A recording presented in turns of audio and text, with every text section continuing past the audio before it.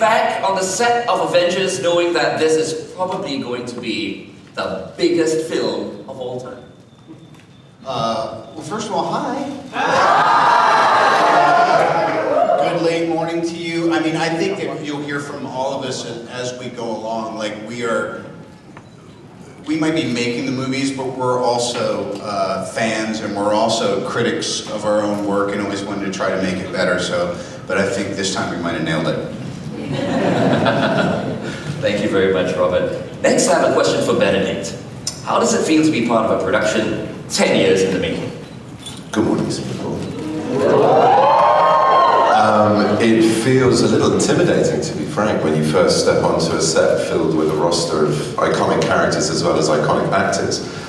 And then you go about doing a day's work and forget about the numbers of 18 plus films and 14 plus $1 billion and all the rest of it. And all this machinery, all this success leads to a point when you're on set with two of the most talented directors, an extraordinary cast and crew, and you're playing. You're just free to plus it, to get it better, to keep working it, and be free to enjoy and play. So yeah, it was good fun. Thank you, Benedict. Thank you. Karen, how does it feel to be one of the rare villains to survive from movie to movie? I'm honored. It's very exciting to get to be in more than one Marvel movie. Yeah, I mean, I love this character because, you know, initially she was a villain, and then we kind of learned more about her backstory, and then we started to question whether she really was a villain or not. I'm just looking at this, and this is the best. This is the weirdest sensation in the world. Those are for sale, and you can buy one later. Just a shameless plug. But no, I love playing this character. I can't believe I get to do it in multiple movies. It's very exciting. Thank you, Karen. And now, Joe. Welcome back to Singapore, Joe. Thank you. Now, we saw you the last time when you were here to promote Captain America Civil War with Team Cap. How does it feel to be back with Team Iron Man this time around? It feels awesome. It feels great.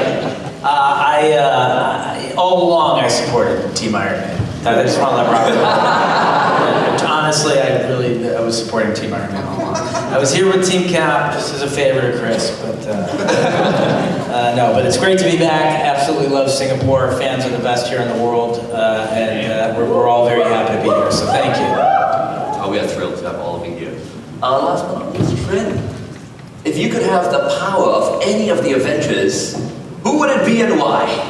No pressure. Oh wow, that's a tough one. Oh. You know, the world hasn't... I'm sorry, I have to get that. The world hasn't seen her yet, but I have to say Captain Marvel. Only because she's, you know, she has super strength, she has super speed, and she can fly. Who doesn't want to fly, right? And I think most importantly, she's a strong character and a leader, and I think everybody can, you know, really look up to her, especially little girls. Awesome. Once again, it's a thrill to have all of you here today. Thank you so much for coming to Singapore. Now, ladies and gentlemen, we've heard a little bit about these talented people and this incredible film. Now we open the floor to you guys and your questions. Should you have a question or questions for any of our wonderful guests today, please raise your hand and we will certainly have a microphone brought to you. Okay? All right. Wow. Lights are really bright.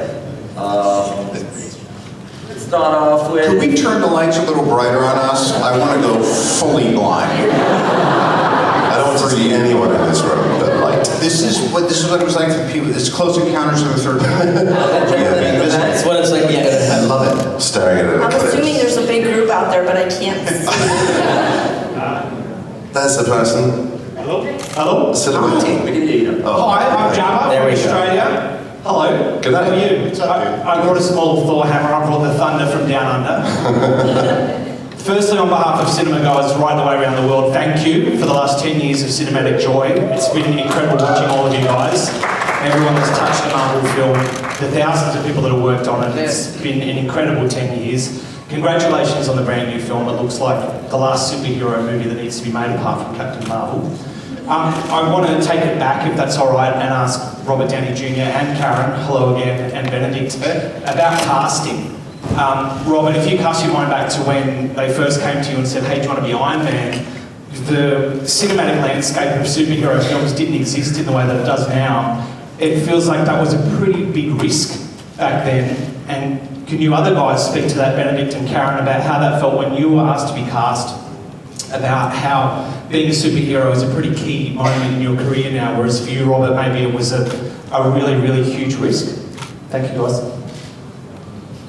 Yeah, I needed a job, bad, and I really believed in Favreau and Feige and just that. I believed in Marvel Comics, and it was at a time when DC was really, even from my perspective, I was like, well, we'll do ours and we'll give them some counter programming for the DC movies, which are supposedly the cool ones. So, but you never know. It's always weird when you're part of anything even mildly historical, because you lose perspective on it, and but it has been amazing to just get caught up in it. And I think the two things they've done very well is casting of the actors and casting of the directors.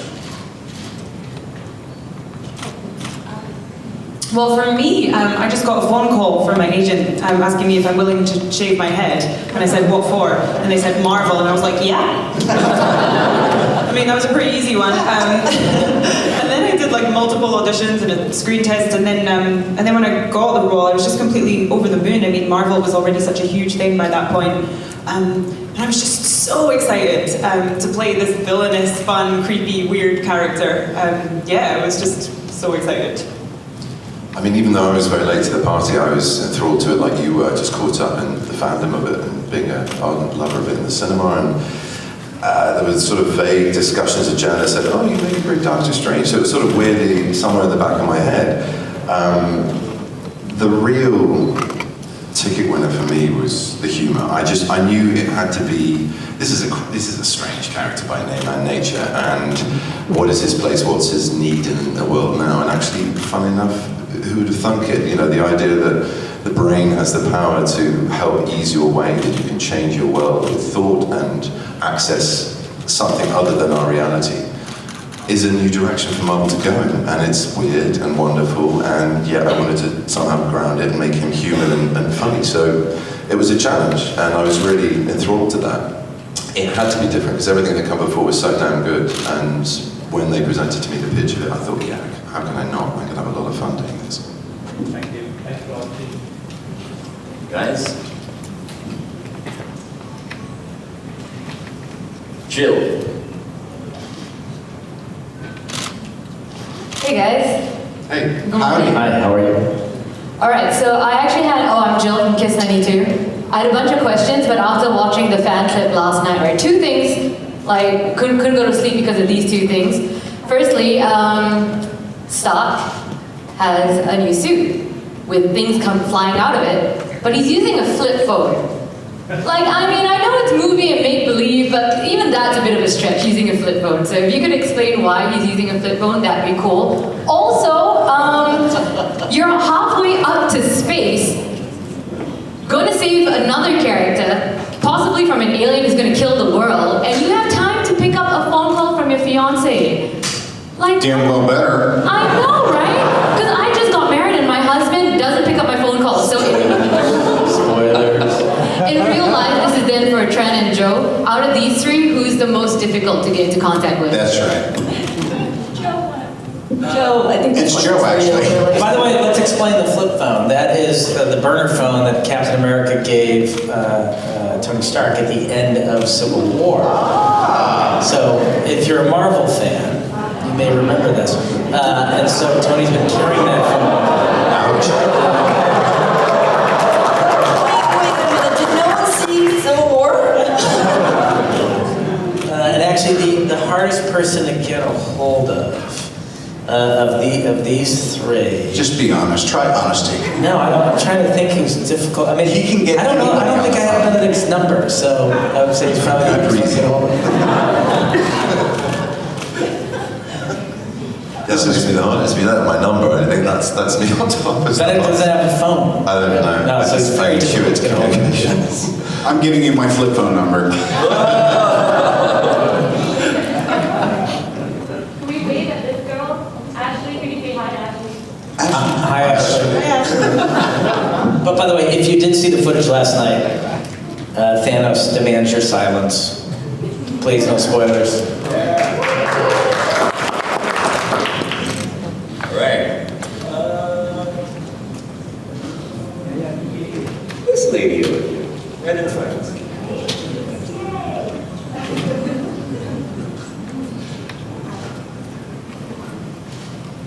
Oh man, I didn't think I was gonna get picked. I'm really nervous. Hi everyone! I am such a huge fan. I just want to say first and foremost, thank you for the past 10 years. The MCU has changed my life and it has helped me go through lots of bouts of anxiety. So thank you guys. Especially you, Mr. Stark. I love you.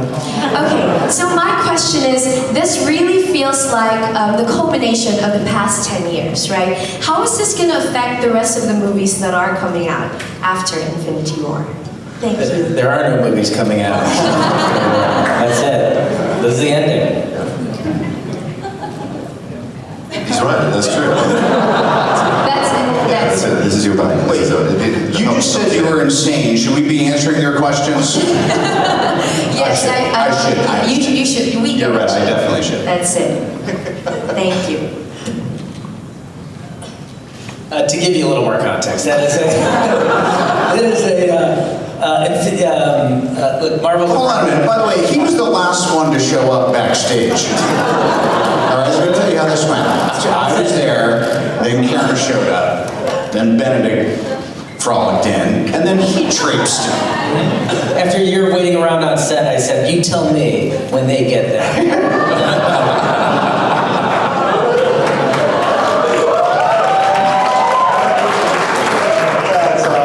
But no, Marvel's been writing a book for the last 10 years with these movies. Infinity War is the final chapter of that book. And then there'll be a new book written. And that'll be the next phase of Marvel. I want to say too, there should be two other figures here. There should be the Tran action figure and the Joe Russo action figure.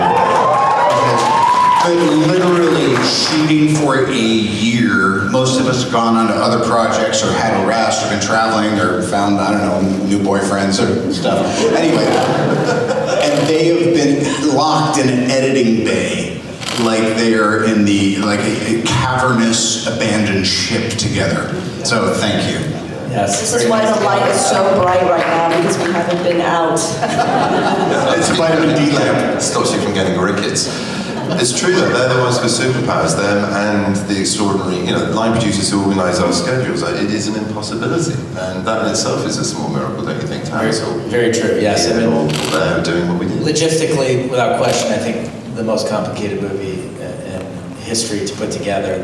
I think we shut down Hollywood for a year because we had every actor working in the business scheduled somewhere in the movie, so it's true. All right, from today onwards here in Singapore, we declare Trin and Joe superheroes. Yes! You're here first. Okay, let's see. Daniel? How's it going? Daniel Martin from Line 38 now in Singapore. Can I just say, as a comic book nerd that ran to the comic book store every Tuesday, it was a dream to sit in a room and to actually talk about comic books with other people. It's bizarre. One day I'll have a wife who does that with me. In the meantime, though, I gotta ask about Robert Downey Jr. and Benedict Cumberbatch's characters. Doctor Strange sees himself as a protector of the realm and of Earth. Robert Downey Jr.'s Tony Stark as a futurist who, in a way, predicted the onset. Do we see a clash in terms of A-type personalities who are trying to say, hey, I got this, you take a step back, I'm in charge? No. Get your hand off me. I'm sorry. Yeah, the clash of the egotistical, vainglorious goatees, definitely. There's a lot of grown-up in the room. Dueling goatees. Goatee to goatee. What's that? The facial hair bros make an appearance? If that's what we are, we do make an appearance in this movie, yes. Is that what we are? Facial hair bros, that's what we are. It's a term in the comics now.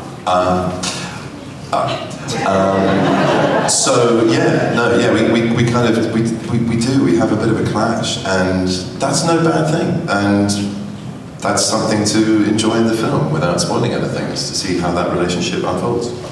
Right. Yeah, and I should have known this just by watching it, but being a big fan of the Doctor Strange standalone too, if you think about it logically, if you want to, with superhero movies, Strange is the guy who actually can, if he has the wherewithal to do it, he's the one who can run through all the outcomes and actually figure out what the most likely scenario is going to be. And I think once Tony recognizes that, that's something that even though he thinks it might be within his control, ultimately there's a spiritual solution.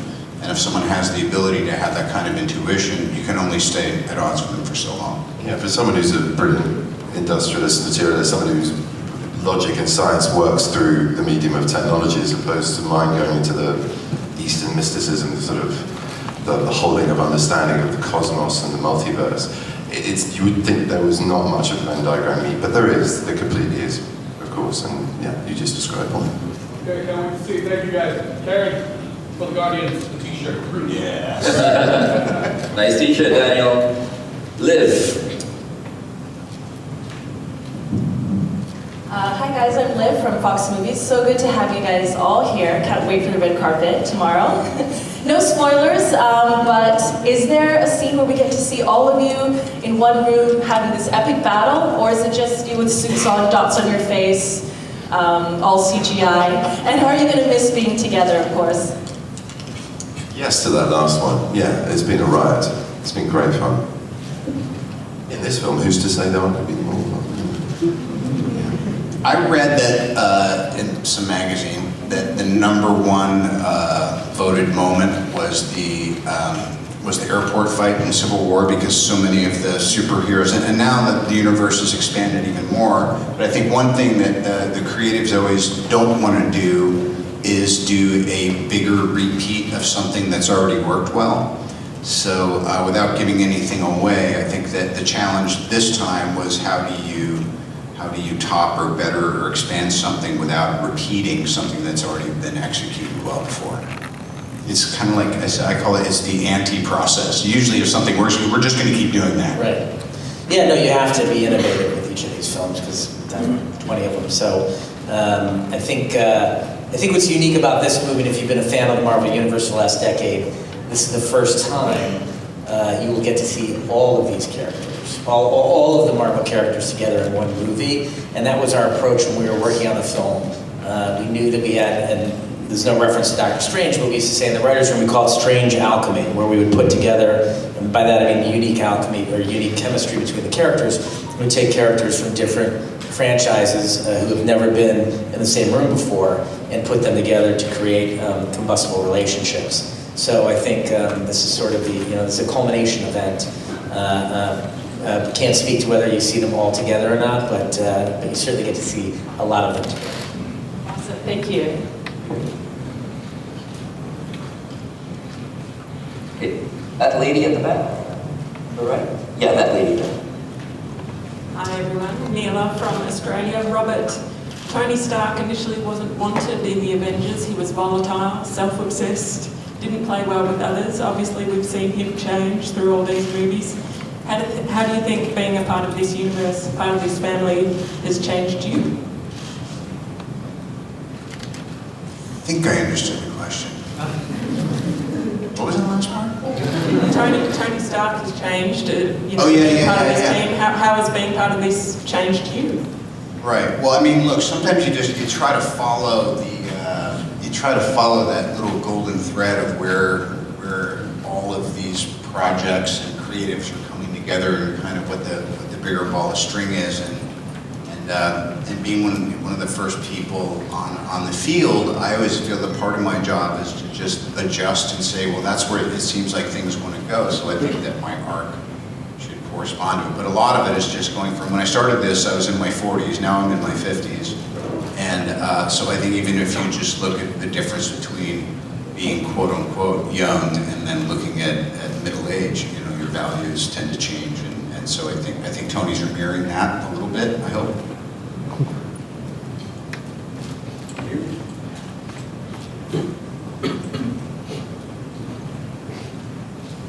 Lady here.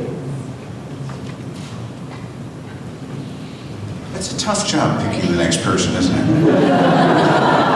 You manage it very well. Thank you. Hi. Sophie's choice. Thank you so much for choosing me. And guys, it's so great to see you here. Like it's such a big dream to see you guys in person. I'm a little bit nervous, but so in the closing credits, Pepper and Tony got engaged, and Tony has a new suit. Is there a possibility of a wedding suit Iron Man?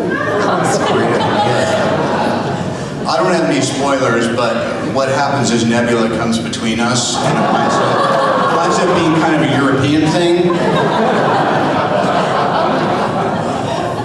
Thank you. I think I need more sleep.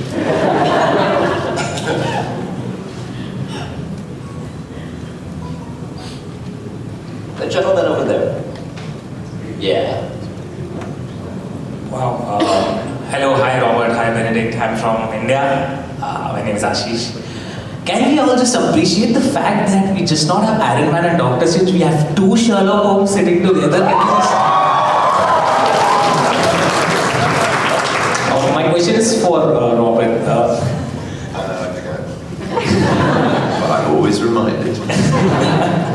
I'm sure you guys must be tired of these fan demands from you asking if there's a Sherlock joke in the movie. If there ever was, I hope there isn't. There's enough. Yes, we take all jokes. You got any good jokes, send them to Joe. We'll put them in some movie somewhere. And from the entire fans from the world. I'm not speaking from the media perspective. I'm a huge fan of you guys. I've been following since like childhood. I love Marvel. Marvel has been my life. I just want to ask, are you guys missing Hawkeye?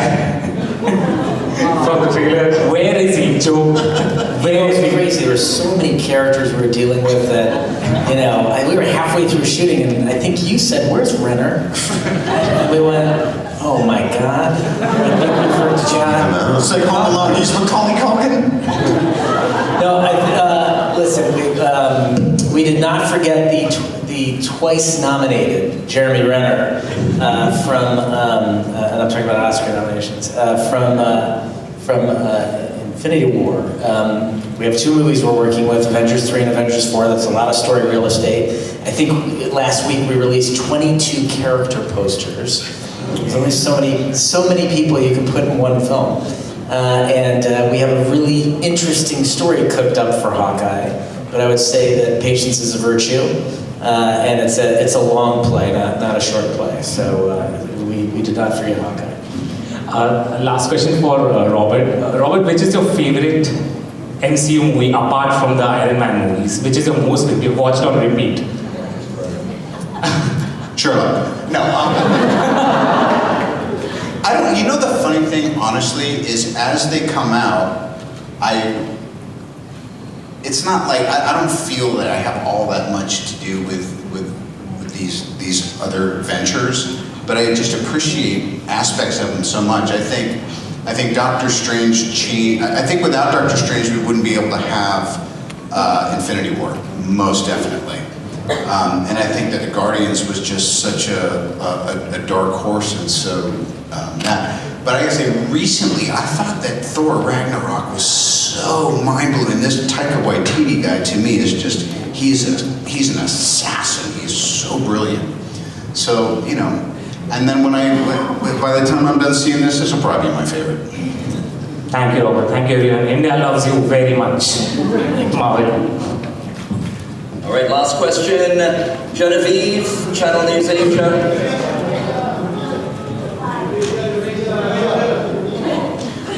Hello, hi, this is Genevieve from Channel News Asia. I actually want to ask Trina a question. This is a very male-dominated industry, and you are a woman and an executive producer, which is amazing, especially for superhero movies. Can you talk about how hard it was to rise up the ranks and be part of such an amazing franchise? Well, I've actually been at Marvel for quite a long time, and I started as an assistant there 10 years ago, and Marvel has been a family to me. And they were very supportive in just bringing me up and allowing me to grow in the position that I am in now. And I think it's very important to have female voices in the film industry especially nowadays. And with like the large amount of cast that we have, and some of which are very strong female characters, I think it's just important for everybody just to, just allow female voices to shine in this area. And I've been very fortunate to be able to work with Marvel for so long, and they've allowed me to grow into the position that I am in now. Thank you, Tran. One last question for Indonesia. It's not going to get any better now.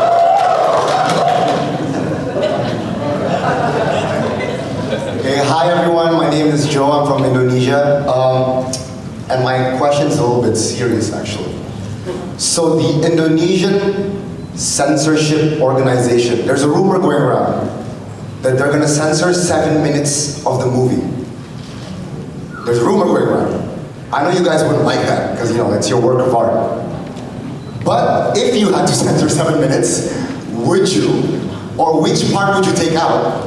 And would you, if you couldn't change this rule, do you want to take part in the decision that the censorship organization makes for the 7 minutes that they're going to cut? Boy, this sounds like a producer question if I ever heard one. Yes. Would you take out all the Iron Man scenes, like for example? I'm kidding. Robert, you had a very eloquent answer to this last night when we were discussing this very issue. What did I say? I don't know. This is I can't imagine what 7 minutes they would want to cut out of the movie, but it's the first we're hearing of it, so we're taken aback. But yes, of course, as an artist, you don't want anybody censoring anything or taking anything out of the film. This is a PG-13 movie. It's not like it's some radical piece of content. So I'm a little shocked. Calm down, Joe. We want to make it to the airport here. That's right. But it's a hard question to answer. Trin, you got an answer for it? I guess all of Tony Stark's scenes will be cut. There's no. I'll take it. Is this a Robert Downey thing? Believe me, no shortage of screen time for me. But I'm going to give you those 7 minutes right now. Thank you so much for your question, and thank you so much, Trin. Thank you, Karen. Thank you, Robert. Thank you, Benedict. Thank you.